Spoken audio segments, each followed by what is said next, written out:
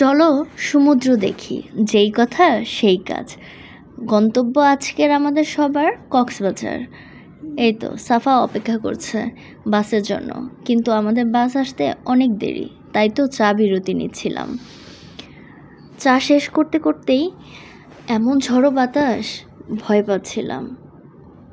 বাসে ওঠার আগে কি বৃষ্টিতে ভিজতে হয় নাকি সেই চিন্তা করছি। এদিক দিয়ে খানিকটা লেট হচ্ছে বাস আসতে। অনেকক্ষণ অপেক্ষার পরে ঝড়ো বাতাসের পরে আমাদের সেই গন্তব্যস্থানে পৌঁছানোর জন্য বাস চলে এসেছে। এই তো আমরা এখন বাসে উঠব। আমাদের আজকের প্ল্যানটা অনেক আগের ছিল। আজ যাব, কাল যাব, দুদিন পরে যাব, এরকম করতে করতে মাস বয়ে যাচ্ছিল, যাওয়া হচ্ছিল না। সাফা তো বাস উঠে মহা খুশি। সে কত খুশি না তার। আমরা একসাথে 3 ফ্যামিলি যাচ্ছি, আন্ডা বাচ্চা 4 জন। সবাই অনেক মজা করবে, বাচ্চাগুলো একসাথে অনেক মজা করছে। এখন আমাদের যাত্রা বিরতি দিয়েছে কুমিল্লাতে।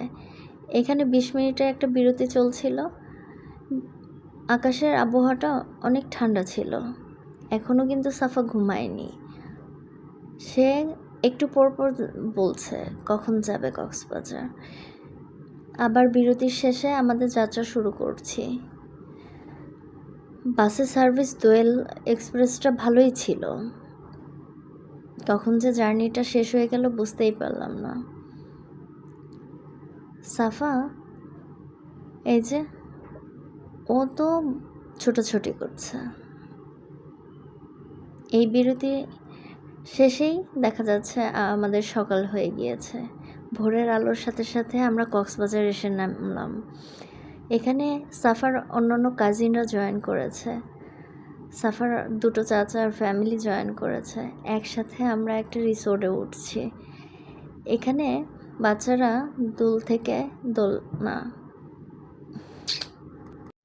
দোলনায় বসে ওদের মতো সময় পার করছে। এত লং একটা জার্নি করে এসেছে, ওদের দেখে বোঝাই যাচ্ছে না।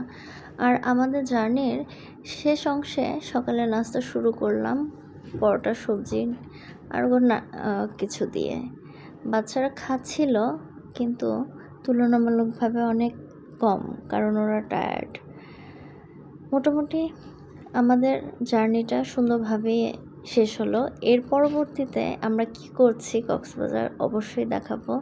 আমাদের জন্য দোয়া করবেন যেন সেফলি বাচ্চাদের নিয়ে খুব সুন্দর একটা জার্নি আমাদের শেষ হয়। সবাই ভালো থাকবেন, সুস্থ থাকবেন, আমাদের জন্য দোয়া করবেন। আর ওই যে দূরের সমুদ্র দেখা যাচ্ছে,